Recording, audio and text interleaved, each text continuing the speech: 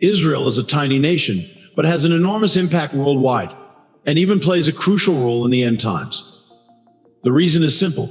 It is the God's chosen land. From ancient Egypt to the horrors of the Holocaust, God's hand has always been on his people. The Bible lays out his plans for Israel, and countless prophecies have come true. Now, what's next? There are speculations that a rapture prophecy has taken place in Israel. After World War II, Jewish people were scattered far from their homeland, and it seemed like they had lost their connection to Israel. But something incredible happened. On May 14, 1948, David Ben Gurion, the leader of the Jewish Agency, declared the establishment of the State of Israel. This event was predicted in the Old Testament books of Ezekiel, Jeremiah, and Isaiah, which contained prophecies about Israel's restoration. Hence, one prophecy was fulfilled. Also, one powerful prophecy is found in Ezekiel 36, verse 24, where God said, "I will take you out of the nations, gather you from all countries, and bring you back into your land." This ancient prediction spoke of God's plan to bring the scattered Jewish people back to their own land, where they would be his people, and he would be their God. In Jeremiah chapter 30, God reassured his people, saying, "The days are coming when I will bring my people Israel and Judah back from captivity and restore them to the land I gave their forefathers." This promise emphasized God's intention to gather his people, keep them safe, and guide them.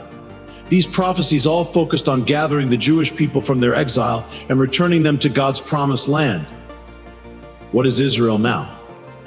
Looking at Israel today, we can see how the ancient prophecies have come true. The promised land is now the home of the Jewish people.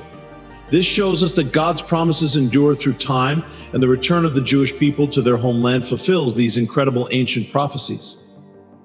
But there's more to this story. Israel today faces a challenging climate with dry and humid conditions and barren lands. However, the people of Israel have achieved something remarkable. They've made abundance grow from what seemed like infertile soil. Israeli trees produce even more fruit than those in places like Russia. How do they accomplish this agricultural miracle? They believe in God's promise from Zechariah 8, verse 12, which says, "The seed will grow well, the vine will yield its fruit, the ground will produce its crops, and the heavens will drop their dew." So again, it may sound incredible, but God's promises unfold right before our eyes. The fulfillment of these ancient prophecies is truly wondrous to witness. One such prophecy spoken by the prophet Zechariah pertains to the current political situation in the Middle East. In Zechariah's prophecy in chapter 12, a significant event is foretold. It says, "I am going to make Jerusalem a cup that sends all the surrounding peoples reeling. Judah will be besieged as well as Jerusalem. On that day, when all the nations of the earth are gathered against her, I will make Jerusalem an immovable rock for all the nations. Anyone who tries to move it will hurt themselves." These ancient words speak of Jerusalem as a formidable force, standing strong even when facing difficulties. What is the role of Jerusalem in the fulfillment of these prophecies? Jerusalem plays a pivotal role in prophecies with Israel, bolstering advanced military technologies as its significance grows. In Zechariah chapter 12, verses 7 to 9, a prophecy foretells Jerusalem's preservation with the Lord safeguarding its inhabitants. Jerusalem's recognition as Israel's capital aligns with prophecy in Zechariah chapter 8, verse 3, emphasizing its spiritual importance. For Jews, Jerusalem holds deep spiritual significance marked by the presence of their temple, drawing visitors worldwide. Zechariah 8, verse 20 predicts nations seeking the Lord in Jerusalem. Spiritual restoration unfolds in Israel, fulfilling biblical prophecies.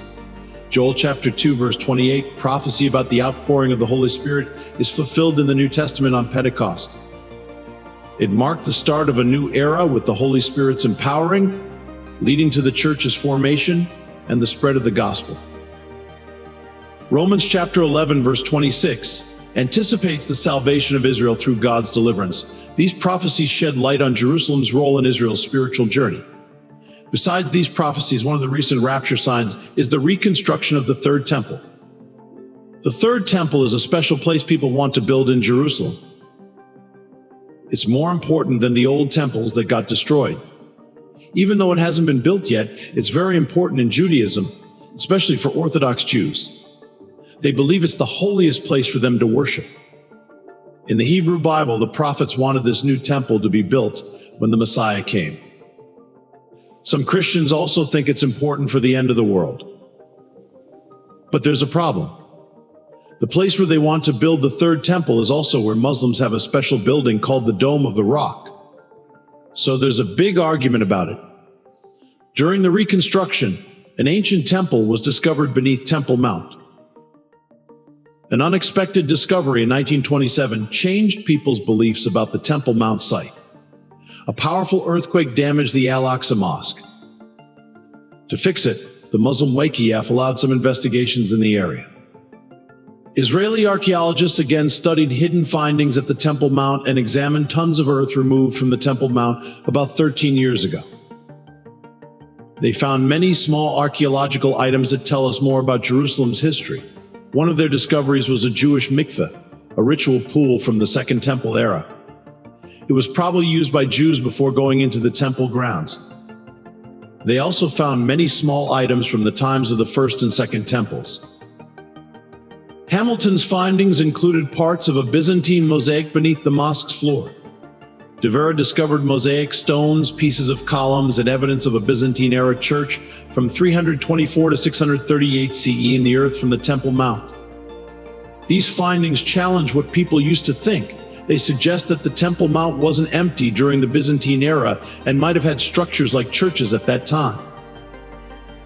The Antichrist's role in the temple. In these prophecies, it is foretold that during this period, the Antichrist will deceitfully present himself as the Messiah of the Jews and will defile the temple. This alarming revelation is confirmed in 2 Thessalonians, where the Apostle Paul speaks of the man of lawlessness infiltrating the temple and proclaiming himself as God. In chapter 2 of 2 Thessalonians, Paul's words resound, "Let no one deceive you in any way.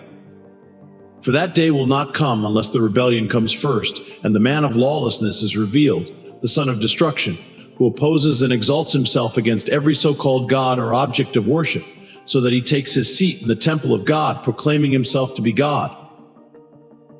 Today, the location where the first temple once stood is occupied by the Dome of the Rock, a significant Muslim structure.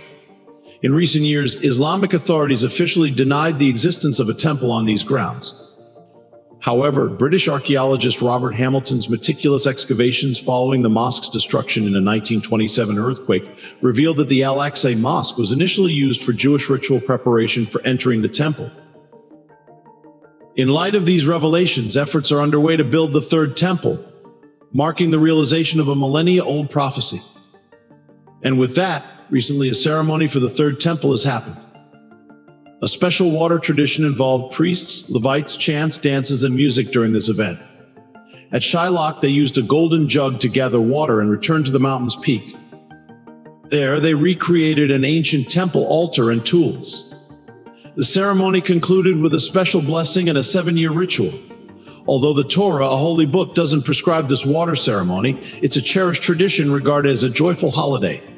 In the temple, it extended for 15 hours. Continuing throughout the night into the next morning, Sukkot celebrations attracted participants from various nations, becoming an international day of worship. This water ceremony unfolded during the final 6 days of the Sukkot holiday, accompanied by wine pouring during the morning service. Kohanim carried spring water from the temple to the Shilach spring at the base of Mount Moriah. Subsequently, 2 Kohanim ascended to the stone altar in the temple's inner courtyard to pour wine and water into designated openings as part of this ritual. What do you think of the prophecies unfolding in Israel? Comment below and subscribe for more.